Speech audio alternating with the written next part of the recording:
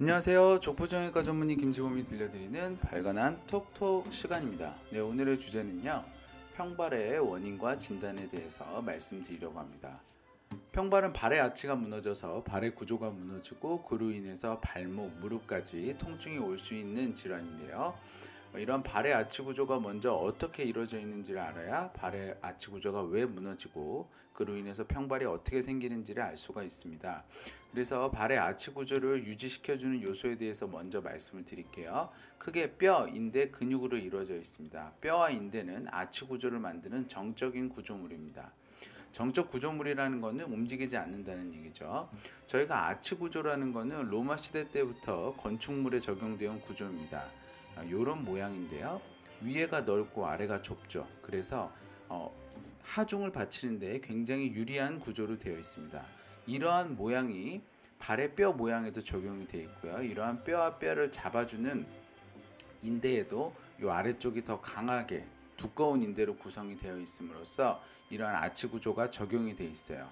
근육은 저희가 체중이 이러한 아치 구조를 계속 누르잖아요. 그럼 이러한 체중을 흡수하고 체중에 버티기 위해서 체중이 누를 때마다 발바닥과 발목에 있는 근육들이 발 모양을 아치를 만들어주는 방향으로 발을 조여줍니다. 지속적으로 당겨주고 조여줘요. 그러므로 인해서 체중을 받치고 이러한 아치 구조가 무너지지 않도록 유지를 해주는 거죠. 근데 이렇게 뼈와 인대의 문제가 선천적으로 문제가 있는 경우가 있습니다.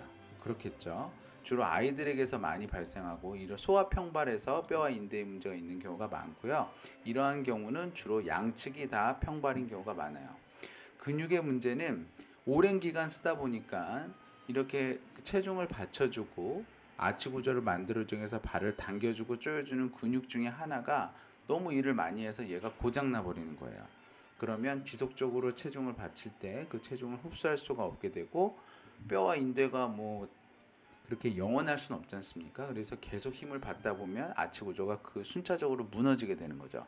근데 주로 후경골건이라는 힘줄이 무너지게 되고요. 이러한 경우는 주로 어른들한테서 주로 많이 발생하게 되고 이러한 발은 주로 한쪽만 무너져 있는 경우가 많습니다. 평발 환자의 진단은 어떻게 하냐? 먼저 보고요. 그 다음에 검사를 하죠. 그래서 시진이 중요해요. 평발의 특징적인 모양이 있기 때문에. 그래서 전에 이미 보여드린 사진이긴 한데 앞발이 바깥쪽으로 꺾여 있고 뒤쪽 발이 바깥쪽으로 꺾여 있습니다. 그래서 앞발하고 뒷발은 바깥쪽, 중간에 있는 요 중간의 아치 부위는 안쪽으로 내려오면 튀어나오면서 무너져 내려앉은 이러한 특징적인 발의 모양을 보이고요. 그 다음에 아킬레스 힘줄이 짧은지를 또 확인을 합니다. 그래서 무릎을 폈을 때 발목이 안 올라가고 무릎을 굽혔을 때는 발목이 올라가는 이러한 모양을 보이게 되면 아킬레스 힘줄이 짧구나. 모양도 안 좋고 아킬레스 힘줄도 짧아. 그러면 평발이 맞고 이러한 평발로 인해서 생길 수 있는 증상 발목, 발바닥 그리고 종아리 부분에 통증이 있다. 그러면 이거는 평발로 인한 문제입니다 라고 말씀을 드리면서 검사를 시행을 하죠. 검사는 어떤 검사를 하느냐, 영상검사와 기능검사를 해봅니다. 영상검사는 가장 기본적인 검사는 엑스레이예요. 환자분들이 이제 엑스레이 꼭 찍어야 되냐고 그러시는데 엑스레이가 기본입니다. 엑스레이 없이는 거의 아무것도 되질 않고요. 엑스레이를 서 있는 상태에서 체중을 부하한 상태에서 이렇게 찍어봅니다. 그러면 정상 환자에서는 발 밑에 이렇게 삼각형의 아치가 생기는데 평발 환자에서는 이러한 아치가 거의 다 무너져 내려앉은 게 확인이 됩니다. 이러한 거에 더해서 환자의 발을 만졌을 때 후경골건이라는 근육이 부위가 많이 부어 있거나 통증이 있으면 이 후경골건에 문제가 생겼을 수 있고, 제가 아까도 말씀드렸듯이 평발의 원인 중에 하나가 후경골건, 발의 내측에 있는 이 근육이 망가졌을 경우에 생긴다고 말씀드렸잖아요. 그래서 이 부분을 확인하기 위해서 초음파나 MRI를 시행해 볼 수 있습니다. 근데 평발인데 유연성 평발인 경우가 있어요. 그러한 경우에는 걸을 때만 발이 무너지는 것이 확인이 됩니다. 그래서 이러한 경우에는 제 오른쪽에 보이는 저 사진처럼 조각검사라는 걸 해봐요. 그래서 조각검사를 통해서 발이 실제적으로 발바닥에 다 무너지면서 닿는지를 확인을 해봅니다. 자, 정리해 보겠습니다. 평발의 원인은 선천성으로는 뼈와 인대의 결함, 그리고 후천성으로는 근육의 문제가 있을 수 있습니다. 평발의 진단은 먼저 직접 보고 발의 특징적인 모양이 있는지, 그리고 평발에 합당한 증상을 호소하는지를 확인을 하고요.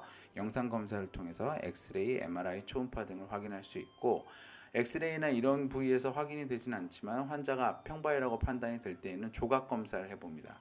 그러면 걸을 때 환자의 발이 어떻게 무너지는지를 확인을 해서 또 평발이 진단이 되는 경우가 있습니다.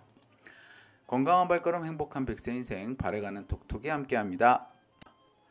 저는 서울대학교 의과대학을 졸업을 하고 다수의 TV 프로그램에서 족부에 대해서 말씀드린 바 있습니다. 이 동영상은 제가 좀 더 자유롭고 자세하게 제 지식을 말씀드리고자 제작하였고요. 네이버 족부 김지범 블로그에 오시면 더 많은 정보와 질문이 가능합니다. 경청해 주셔서 감사합니다.